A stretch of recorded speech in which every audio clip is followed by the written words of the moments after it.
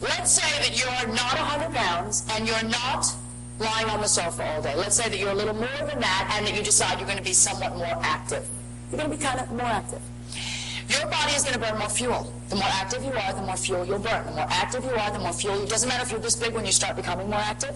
The more active you are, the more fuel you'll burn. If you do not put that fuel back in, your body will do 4 things. Now stay with this because you can never get enough of this. The first thing your body will do the minute you take in less than you expend is your body will, number one, your metabolic rate will slow down to whatever you're taking in. Whatever it is you're taking in, your body will kind of accommodate that so you don't burn out.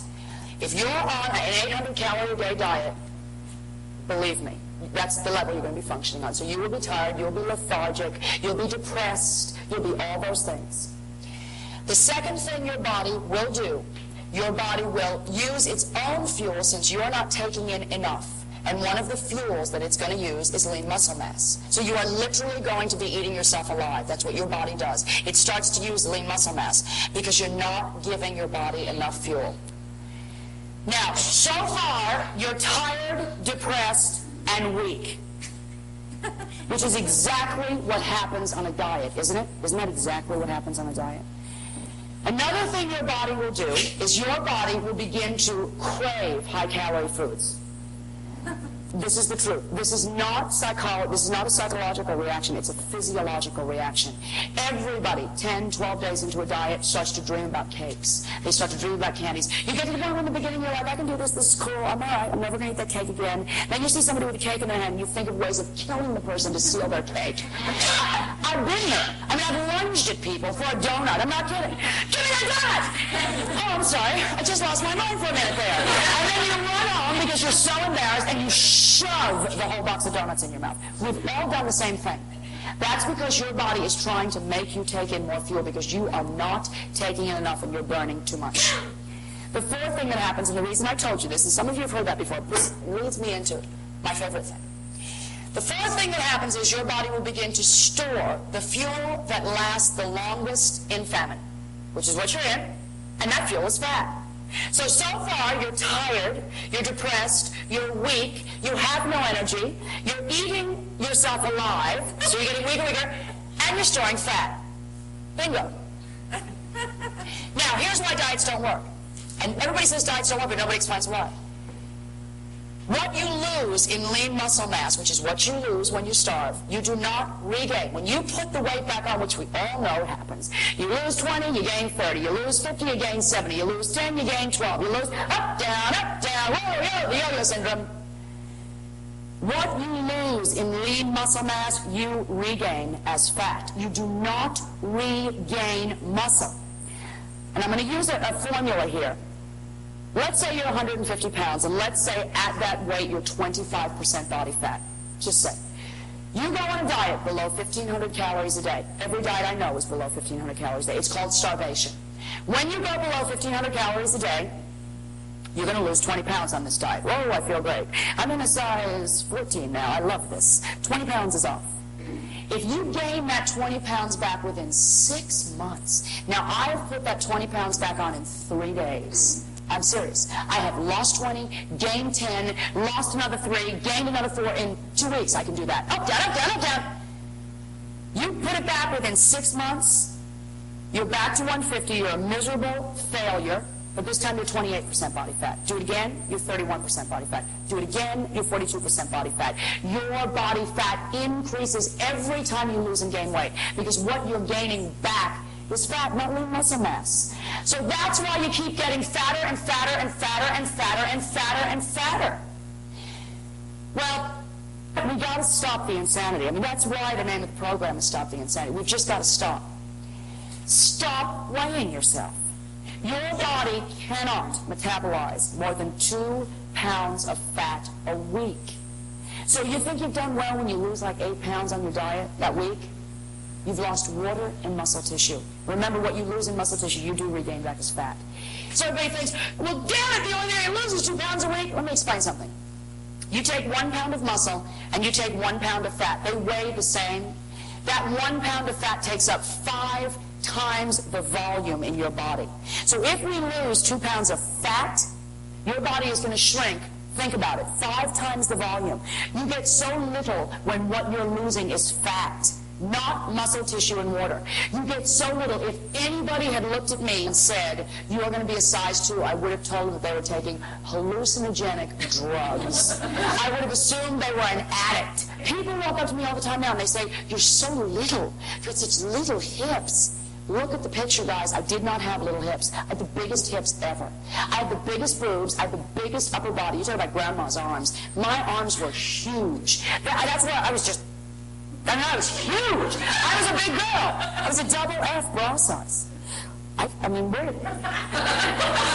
maybe again, I'm thinking about surgery. I'm not sure yet. I mean, what the hell? You can buy it after you get rid of it. It's all right. You can buy it. But where does it go? It's not, when you look at it, it's not skinny. It's low body fat. And then underneath, you build a little bit of muscle mass. So, you cannot get rid of it by dieting. We're going to stop dieting forever and ever and ever. You cannot get rid of it by weighing, scaling, and charting. It's impossible. Understand. Take this food thing, and every time you're tempted to skip a meal, look at that little chart. You cannot skip meals anymore. You have to eat breakfast, you have to eat lunch, and you have to eat dinner. Now, we've got food and we've got recipes, but I want to tell you guys something. Nobody needs to tell you what to eat Monday, Tuesday, Wednesday, Thursday, and Friday. They really don't. They really don't. My suggestion is to go out immediately and get a grain cookbook, a little nothing, have a look at it. Get a bean cookbook and get a vegetable cookbook. Go do that immediately, and then we have recipes for you. My experience has been that anything that is new is kind of like real intimidating. I mean, I've never cooked a Thanksgiving meal in my life. I mean, I just really haven't. I'm not a big turkey eater. I haven't eaten meat in years and years and years, but I got fat as a vegetarian, so don't assume that. If somebody asked me to cook like a turkey dinner with the potatoes and whatever you do, the cranberry stuff and all that stuff, I wouldn't know what to do. I also wasn't raised in this country, by the way. I'm from Australia. So, I mean, Thanksgiving is, I'm clueless. I mean, I don't know whether it's the Pilgrims or the soldiers. I don't know what happened on Thanksgiving. Something happened. I know about Christmas, but I don't know much about Thanksgiving. If I had to do that, I'd be lost. It'd be intimidating. I'd be wigged out. I know I would burn everything. Okay, so it's new. Big deal. So make a couple of rice dishes. If they don't work out, don't say that's it. I'm not predisposed to cooking rice. Just make them. I mean, try them. Understand. For breakfast, there is no rule about breakfast. You want vegetable soup for breakfast? Have it. Nobody said you had to have cereal for breakfast. Nobody said you had to have milk for breakfast. Nobody said that. Eat whatever you want to eat, but eat regularly. Now, when you're making a change, some of these concepts are difficult to fathom because we've all been taught so differently. It's progressive. The slightest change in your eating patterns when it comes to fat will floor you. It will floor you.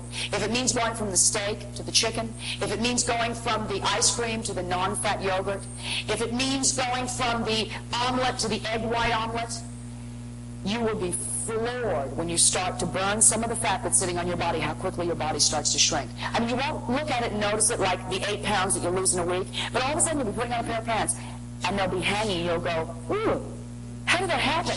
It just burns. It just burns up, assuming you're moving. If you're putting much, much less in, and you're burning the stuff that's there off, it'll come off. I mean, it's that simple. And then what you're left with is your body. It's like, ooh, right there. We don't even know what we have. We don't know what we've been given genetically because we're covered it in fat. I never knew I had a little pelvis. I really never knew that. I never knew it. I got a little pelvis. I mean, I got like this little. I never knew that I had a nice shoulder and neck area. I'm always told that.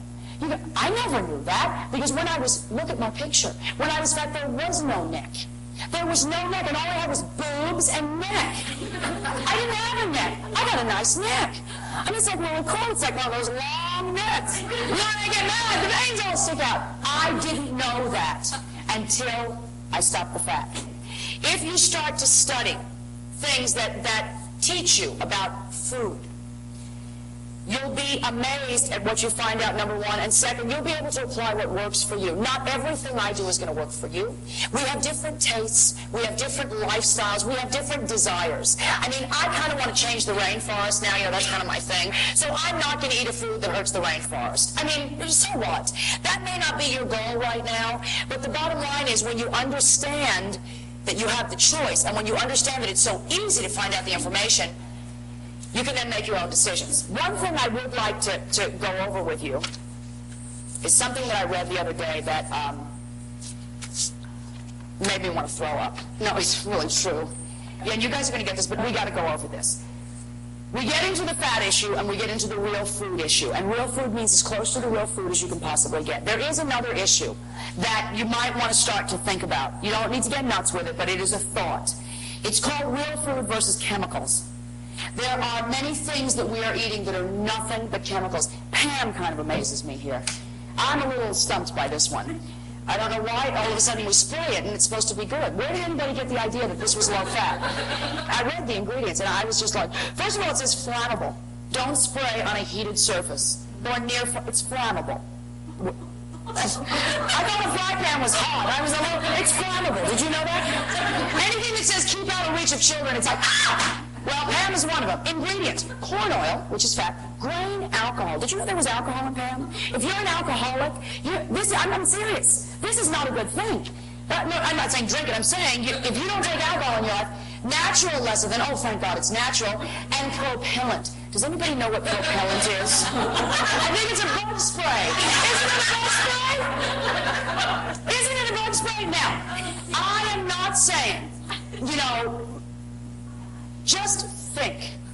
Just think. Do you want to eat propellant, whatever that is? I don't know what it is. Do you want to eat it? I don't. I swear to God, it's a bug spray. I'm going to find out, by the way. There is an issue with the chemical thing. Now, and it does have to do with our health, by the way. It's not a moral issue. I'm not getting into, save the planet thing. Let me tell you what it has to do with your health. When you eat toxic substances, which is, I'm sure, what propellant is. I don't even know what the stuff is, but oh my God.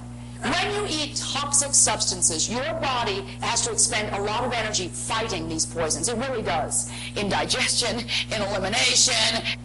Your body really does shut down a lot of things to try and deal with these toxic chemicals. Now, I don't know if propellant's toxic, but I can tell you there's a lot of toxic chemicals in some of this food. Now, you do not have to go into a health food store because, believe me, there's lots of fat in the health food store. There's lots of lies in a health food store, just like don't walk in and believe all because it says health food that you can eat anything off the shelf and you will never have a heart attack. It's not true. But again, everywhere you go, you read. Everywhere you go, you just become a little more aware. Read labels. Become more aware. If your body is expending a lot of energy trying to deal with poisons in your system, then your body is not expending the energy that it could be expending, functioning properly. There are a lot of chemicals that we're eating that we really don't know anything about. They do hinder your body. They do harm wellness. They are an obstacle in getting well. Now, you don't have to go home and only have an organic home and, get the kids and the husband out of the house and sit there and meditate all day. You have to start thinking. I know we don't have to only eat berries from the field and meditate all day, but we got to start getting a grip on this. This is kind of disgusting. What this does is it blocks wellness, because you may be low fat, but that doesn't mean that you're not going to die. You would not do to your cars what you do to your body every day, and what I did to my body for 26 years. You wouldn't do it. And if you did, you certainly wouldn't wonder why your car broke down in the middle of the road and just stopped going. You'd kind of go, oh, well, I've beaten the hell out of it, and hasn't had oil in 6 months, and no gas today, and uh-oh. We need to start fueling, and we need to start getting as close to the original food as possible. Health food doesn't mean perfect food, but you may walk into a health food store, and you may find some foods you've never heard of. In the bulk section, grains, things you've never seen. Do not overwhelm yourself. Start with the real food. Start with as much chemical-free food as you can get. Start with the movement and evolve. Understand that the process is a matter of evolving. You will eventually get to the point, and it happens so quickly, you'll know anywhere you go what good food is. You'll be able to pick good food from a mile away. You'll be able to eat all day long and never think. It doesn't matter what you feel like at any given moment. You can have it. I eat tons of food because I love it. I love tastes. I like spices. Nothing has changed, except I now know how to look at these labels. Weight Watchers again. Oh my gosh. Amazing, isn't it? I now know how, and so do you, by the way.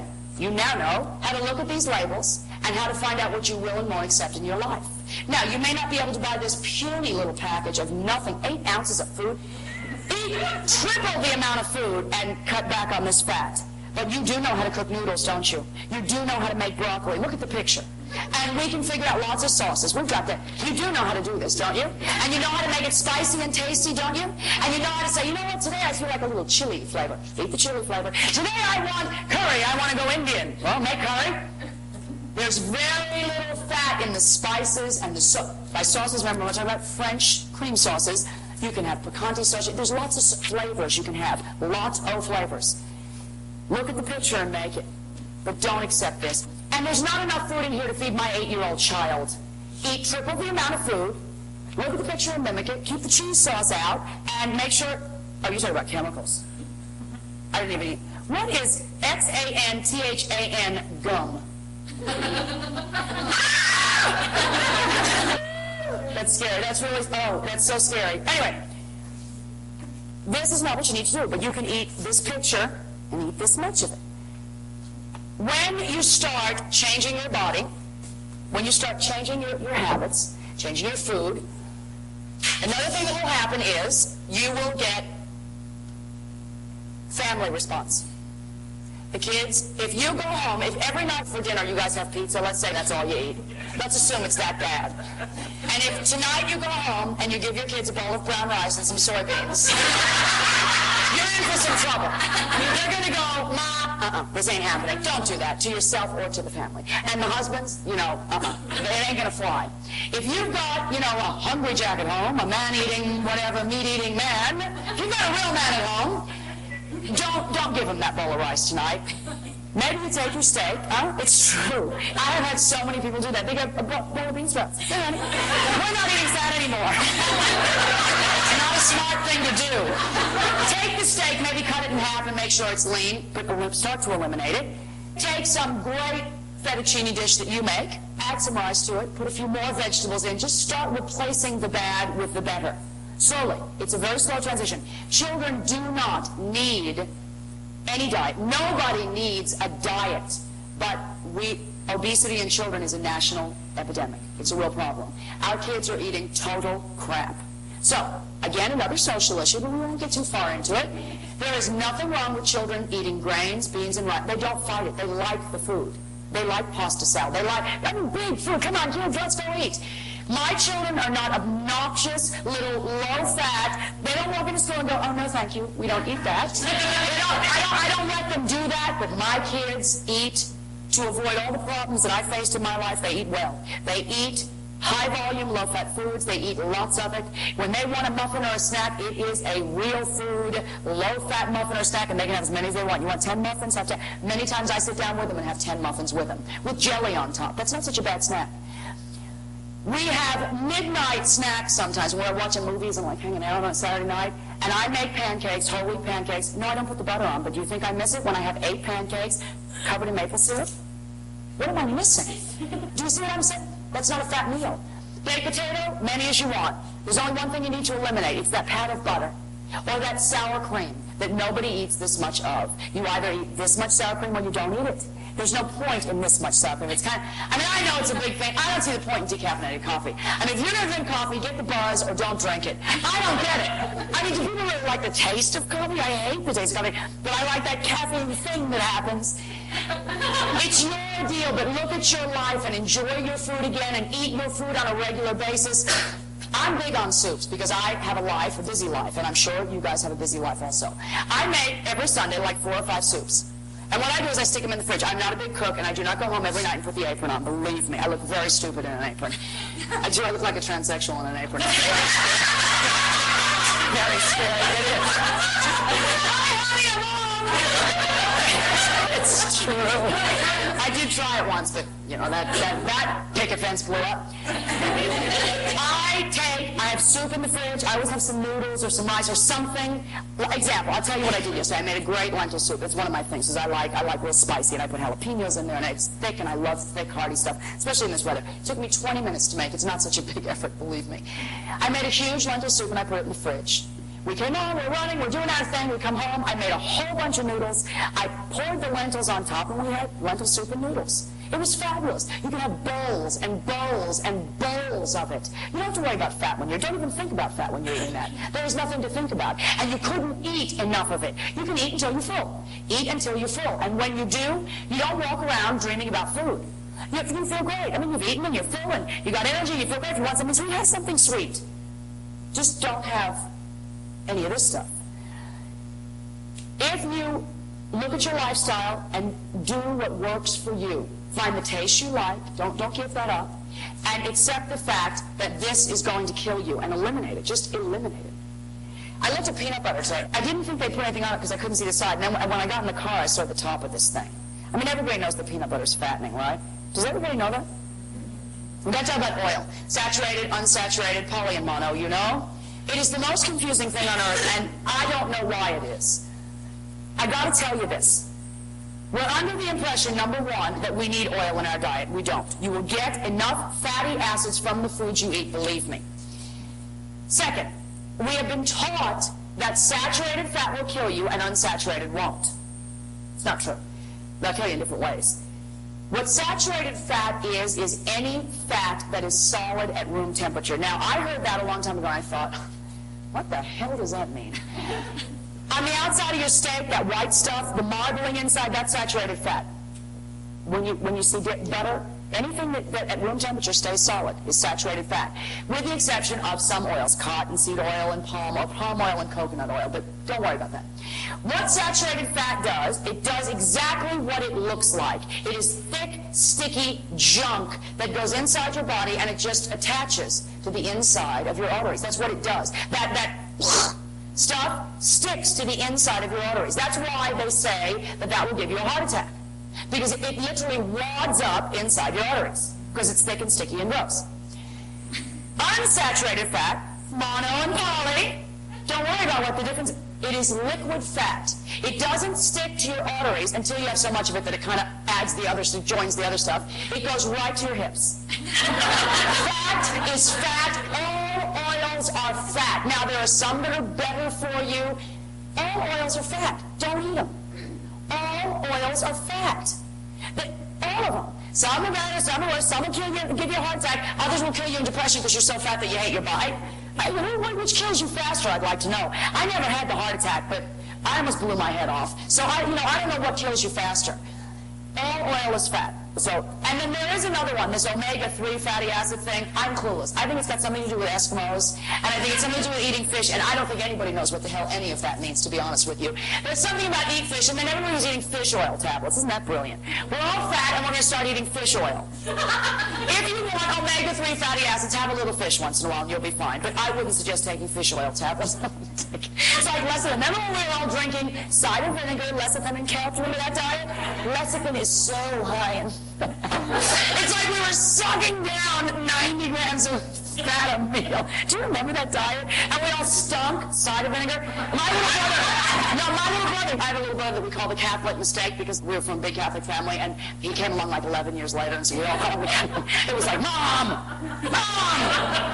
We all called poor John. But John said to me, he was little. I mean, I was like, 14 or whatever, and he's a little guy. He started on his chest saying, something smells! What smells? It was me. I was drinking cider. I smell like old socks. I did it for like 8 months religiously. Cider vinegar, kelp, and lecithin. I pumped that stuff into my life. I kept getting fatter. I didn't know why. So then I went to Weight Watchers and lost 35 pounds. Anyway, fat is fat. Fat is what makes you fat, not food. So you're going to increase your food. Take your little chart. Don't ever go below 1,300. Ever, ever, ever, ever. And most of you need much, much more than that. The rule with that is you need to take your current body weight and multiply it by 10. Now, guys, if you're 250 pounds, that means you need about 2,500 calories a day just to sustain. Go to the low end of that if you want. Go down to about 2,000 a day. You're okay. I mean, don't get nuts with whether it's 50 calories here. You could safely say that if you increase your activity level and make sure you're getting a healthy caloric intake a day, that you're going to have the fuel you need to burn. If you get tired, the first thing you should do is say, am I taking in enough fuel? It's the first thing you should say to yourself. Increase your fuel a little bit. Maybe have 6 small meals a day instead of 3 big ones. See what works with your lifestyle. But the first question you should ask is, am I taking in enough fuel?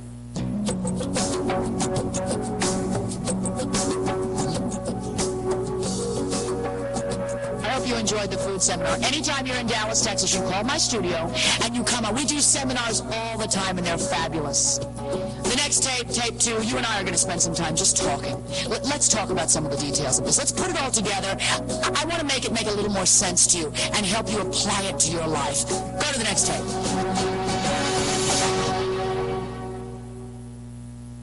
This is the end of this cassette.